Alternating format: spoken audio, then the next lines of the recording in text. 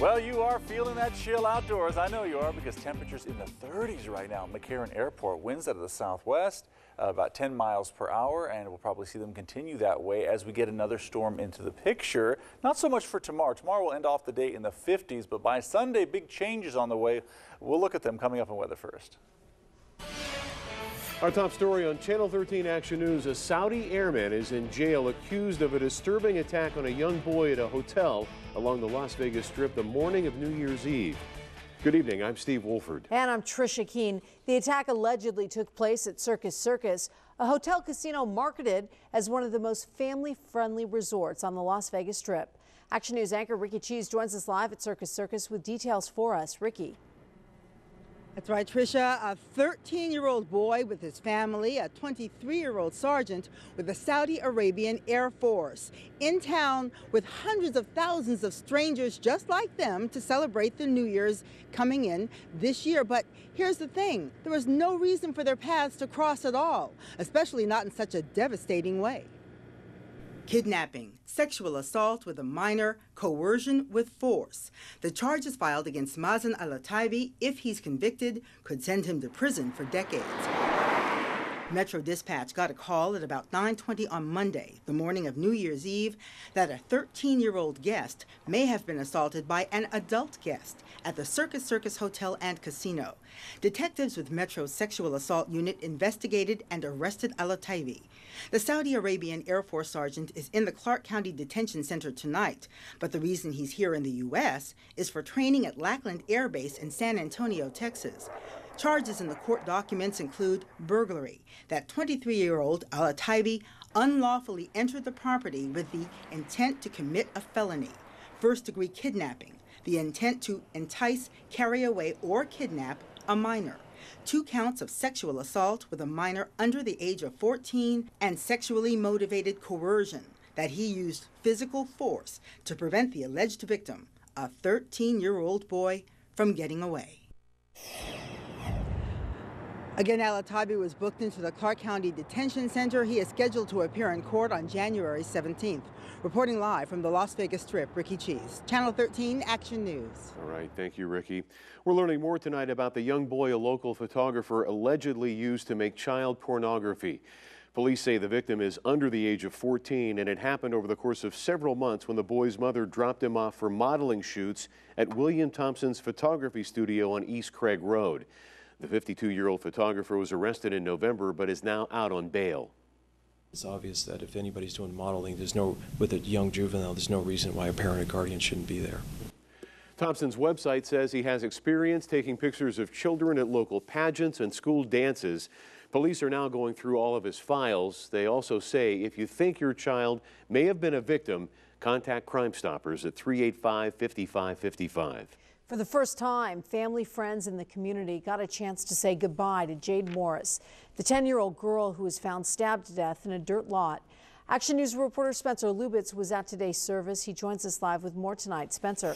Tricia, last night we told you that because of Jade's stab wounds, her family said they could no longer have the open casket viewing they had planned for. But thanks to the help of a mortician, they got the ceremony they wanted and a lot of community support to get them through it.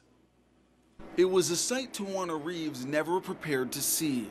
Her 10-year-old daughter in the casket. My baby should not be in that box. No 10-year-old should be in a box. She's supposed to be here with me. Throughout the afternoon, people stopped by the Palm Mortuary to see Jade's face for the first time since she disappeared 2 weeks ago. Many of them wore red, her favorite color.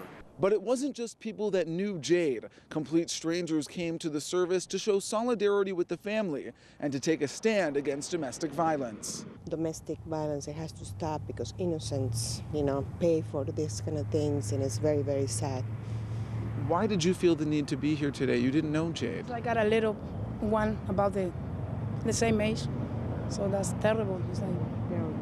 So you see yourself in Jade's mom? Yeah, exactly. Tawana Reeves says it's support from people like this that give her the strength to wake up and face each day. They're helping me stand up because I don't think if I didn't have all this support, I wouldn't be standing. But behind it all lies a mother not ready to say goodbye. It hurts so bad, but I have to remember her the way she was. Inside today's viewing, Jade was wearing her favorite red sweater as her favorite song, Alicia Keys' "This Girl Is on Fire," played throughout the ceremony. The family said they will now focus on getting justice for Jade, making sure her killer ends up behind bars. Reporting live in the studio tonight, Spencer Lubitsch, Channel 13, Action News. Spencer, thank you. Jade's funeral service will be at 1 p.m. next Wednesday, January 9th at the Bread of Life Ministries on Lake Mead and Simmons. It will be open to the public. Since Jade's tragic death, many local businesses have held fundraising drives for her family, and this weekend there is another one. Grand's Beauty Center in North Las Vegas will be raising funds for the family of Jade Morris on Sunday. They're donating $20 of each $99 weave service to the family and will be accepting donations as well. New tonight, a passenger jet from Atlanta to Las Vegas was forced to land in Phoenix. It happened after the crew on Delta Flight 65 said a warning light on one of the plane's engines popped on while they were over Flagstaff. That jet landed safely at Sky Harbor Airport. All 184 passengers were put on another flight that arrived at McCarran a short time ago. Officials are now trying to determine the reason for the warning light to come on. The nation's top doctors are sounding the alarm about this season's influenza virus. Many states in the country have seen a dramatic increase in their cases of the flu compared to last year. Experts say this year's vaccine seems to be effective, but they're wondering why this season, which usually peaks in February, is so severe right now. One strain of the flu is primarily hitting some western states, including here in Nevada, while the rest of the nation is seeing the primary strain. The cause of the big increase in flu sufferers this year might be due to the drier air, which allows the virus to spread farther than when the air is heavy and moist. A new study is shedding new light on Metro's use of deadly force policy, and the findings show officers are more likely to use force against one type of resident. The report was done by a think tank out of California. One of its main findings was that officers who felt disengaged or even resentful towards Metro were more likely to use severe force against black residents. It also found that officers felt unusually negative about diversity training. However, prejudice and use of force was low in general compared to other police departments. The study looked at about 20 years of officer-involved shootings. It took 2 years to complete. Neither one of these processes did we embark on them looking for someone to come in and say everything was perfect. Okay, that does you no good. If you're going to have someone come in and take a look at you, you want them to have a critical look of you. And when they do, they are going to find some things that you need to improve upon. And we need to do just that. Recommendations include implementing diversity training during operational training, setting up an advisory council, and setting up a reward system, not just punishing bad behavior. You can see the full report at our website at KTNV.com. New information tonight on the hepatitis C exposure case. Murder charges will stand for a former employee of Dr. Deepak Desai. Now he's planning to appeal that decision. An attorney representing nurse Ronald Lakeman says that he had nothing to do with procedures that led to the death of a former patient. Desai's defense lawyer continues to raise questions about whether Desai is competent to stand trial. A number of people who had their homes damaged by the September flooding are wanting to know what Clark County is doing to help. It's a story you asked us to investigate. Homeowners near Sahara and Nellis say their homes were filled with several inches of water by the intense rain. For some, repairs totaled thousands of dollars, but it didn't add up to enough to qualify for federal assistance. Joan Nations doesn't have flood insurance and had to get a personal loan to cover her repairs. Now I'm scared every time it rains because I just know it's going to happen again. Clark County says it's partnered with a nonprofit to help people without insurance coverage. The group Share can donate repair supplies and labor, and many of those homeowners are now considering flood insurance. As always, if you have a problem or an issue you'd like us to check out, send an email to 13investigates@ktnv.com. Our team reads every email we receive, and be sure to include a phone number so we can get in touch. The Consumer Electronics Show rolls into Las Vegas next week with more than 1,200 exhibitors to show off the latest technology. Toyota and Audi will unveil their new self-driving car technology at this year's CES. Companies say your high-def TV is already a relic and you need to get ready for Ultra HD TV. CES isn't open to the public, but Action News will be there to show you the coolest stuff coming to an electronics store near you. Brian Schofield with us now. And speaking of cool. Oh, I thought you were going to talk about your iPhone 5s. I thought you were going to rub that in. See, both of them have them now, and I still have the BlackBerry. Are you happy? Yes. I told everyone on the air. Are you happy now? It took a long time. Me? Yes. All right, it took you a long time. I came around. All right, you did. You'll join us soon. Now it's my turn, right? Resistance is futile. Oh, resistance is futile. Okay, no, fair enough, fair enough. Anyway, take a look. Right now, temperatures in the 30s. Look at that. Wow, some cold temperatures overnight, and likely they're going to stay that way. Even the next few days, they'll come up a little bit, but they're still going to be pretty cold. So take a look at what we had this morning, 30 degrees, so they've come up a little bit, but you know, bottom line is it's going to be some chilly mornings. Afternoon highs will get a little better, although closer to normal. But by Sunday, things really start to change up. And we start off the weekend okay with high pressure rules the roost, dry, cool weather. But what's upstream? Yeah, I think that'll start to make a difference. Now, it looked like all we were going to get out of that is cloud cover, but it appears that it'll be a little more than that. A lot of cold air. Maybe not enough moisture to do much more than some mountain snow, but I still think our valley could get a few showers here. That's still a possibility by the end of the weekend, not the start of the weekend, but by the end for sure. So setup is this, 48-hour futurecast shows things pretty tame for tomorrow. We go another 24 thereafter, and that's when it starts to get a little more interesting with computer models, kind of saying that, hey, there's a chance of something by the end of the weekend. And then there's even a bigger cool down on the way. I'll show you that in the next 7. 53 Prim, 59 through Laughlin.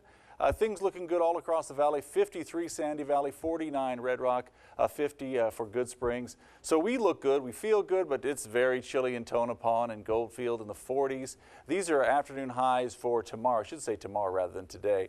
But either way, you can kind of get an idea that temperatures are going to be nice and milder than we've seen. Either way, 53 Summerlin, 55 Henderson. And you know, with 30s overnight lows and temperatures dropping for the weekend, it's nice to see them come back up again to near 60 by the middle of the week, and then they're back down again. Probably some cold temperatures into the 40s and overnight lows right there in the 30s. But you can see we'll have the potential for a little moisture then, but maybe even some better potential by the end of the weekend. So half the weekend starts out dry and the other half not so much. All right, Steve. Thanks, Brian.